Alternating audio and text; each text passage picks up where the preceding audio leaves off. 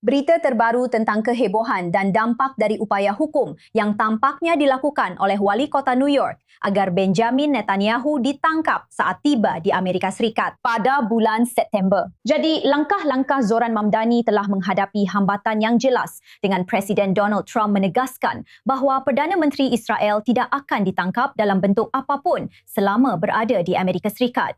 Sekarang, banyak orang mengkritik Mamdani atas aksi politiknya setelah ia mengatakan dalam beberapa hari terakhir bahawa ia sedang berbicara dengan Departemen Hukumnya. Rupanya, terkait surat perintah penangkapan dari Pengadilan Kriminal Internasional yang dikeluarkan terhadap Perdana Menteri atas tindakan Israel di Gaza. Netanyahu diperkirakan akan berbicara di Majelis Umum PBB dalam 2 bulan ke depan. Kantor Perdana Menteri Israel mengecam langkah-langkah yang diambil oleh wali kota, juga menyebut ICC sebagai pengadilan sandiwara yang tidak memiliki yurisdiksi atas warga Amerika atau Israel. Jadi, untuk tanggapan lebih lanjut, dengan senang hati, kami menyambut Danny Danon, Duta Besar Israel untuk Perserikatan Bangsa-Bangsa, bergabung bersama kami sekarang dari New York. Duta Besar, terima kasih banyak atas waktunya. Jadi, apakah ini aksi politik atau sandiwara politik? Bagaimana pendapat anda tentang upaya Zoran Mamdani agar Benjamin Netanyahu ditangkap? AS bahkan bukan pihak dalam ICC. Dan wali kota sama sekali tidak memiliki wewenang untuk melakukan penangkapan atau memerintahkannya. Setidaknya, tampaknya jelas bahawa ada masalah. Bagaimana pendapat anda?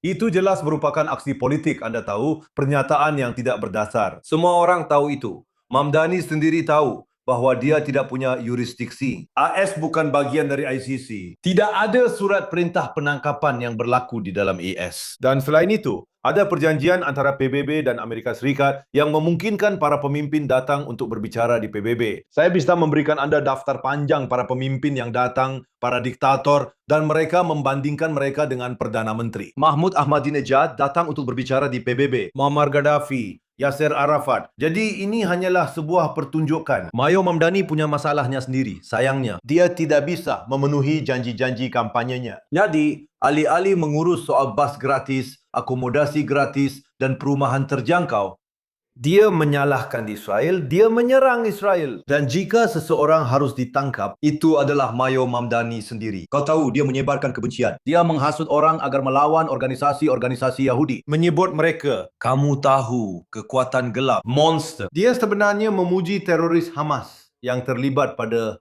7 Oktober. Dan baru minggu lalu, dia mengirim komisionernya untuk bertemu dengan Duta Besar Iran untuk PBB. Baru pada menit-menit terakhir, pertemuan ini dibatalkan oleh Departemen Luar Negeri. Jadi menurut saya, Anda sebaiknya fokus pada tugas Anda sebagai wali kota dan biarkan kebijakan luar negeri ditangani oleh orang-orang di Washington yang menangani hubungan dengan kami. Duta Besar, ketika seseorang melihat secara khusus dukungan yang telah diberikan oleh Presiden Donald Trump sendiri terhadap seluruh isu ini, dia memposting di media sosial bahwa Benjamin Netanyahu sedang berjuang melawan Republik Islam Iran yang baru-baru ini membunuh 52.000 pengunjuk rasa tak bersalah. Ini adalah kata-kata dari Presiden Amerika Serikat dan dia melanjutkan dengan mengatakan telah menghabiskan 47 tahun terakhir membunuh tentara Amerika dan lainnya. Tentu saja berbicara tentang rezim Iran. Mengapa Zoran Mamdani tidak mengecam para pemimpin dunia dan mereka yang terfokus pada serangan teror di seluruh dunia?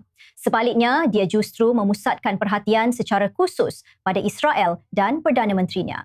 Ya, Anda harus bertanya langsung padanya, mengapa dia melakukan itu? Anda tahu, sayangnya, beberapa orang berpikir dia akan meninggalkan ujaran kebencian yang dia gunakan setelah terpilih. Tapi kenyataannya tidak begitu. Dia tetap melanjutkan hal itu. Dan seperti yang saya katakan sebelumnya, sebenarnya dia justru berinteraksi dengan musuh-musuh Amerika Serikat. Anda tahu, saya tidak berharap dia mewakili Israel. Kami tidak menginginkannya. Kami tidak butuh dia untuk mewakili Israel. Tapi dia justru berinteraksi dengan musuh-musuh rakyat Amerika. Dan saya pikir banyak orang Amerika yang kecewa melihat wali kota New York berpihak pada orang-orang Iran dan menyerang demokrasi yang melindungi nilai-nilai yang sama yang kita anut bersama rakyat Amerika. Itu memalukan. Tapi saya tahu itu hanya aksi. tidak akan kemana-mana. Kemarin saya berbicara di Majelis Umum dan saya mengatakan kepada rekan-rekan saya punya kabar untuk kalian. Perdana Menteri Netanyahu akan datang ke gedung ini pada bulan September. Dia akan berbicara di sini di podium ini dan dia akan membela negara Israel terlepas dari apa yang dikatakan wali kota. Mungkin memang begitu, Duta Besar. Tapi menurut Anda bagaimana? Seberapa merugikan aksi cari publisitas seperti ini? Apakah tuduhannya palsu atau tidak? Judul-judul berita berfokus pada Israel dan bukan pada masalah di New York, apalagi juga secara global. Ya, itu sangat merugikan.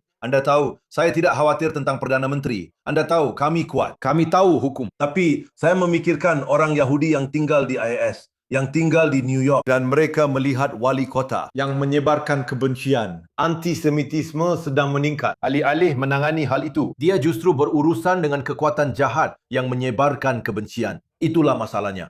Secara umum, ada kesan bahwa para pemimpin tidak fokus pada apa yang seharusnya mereka lakukan, yaitu memberikan keamanan bagi masyarakat New York. Kami tentu akan terus memantau. Ini memang situasi yang mengkhawatirkan. Terima kasih atas waktu, tanggapan dan wawasan Anda, Duta Besar Denny Tanan, langsung dari New York. Terima kasih telah bersama kami di The Rundown. Terima kasih banyak.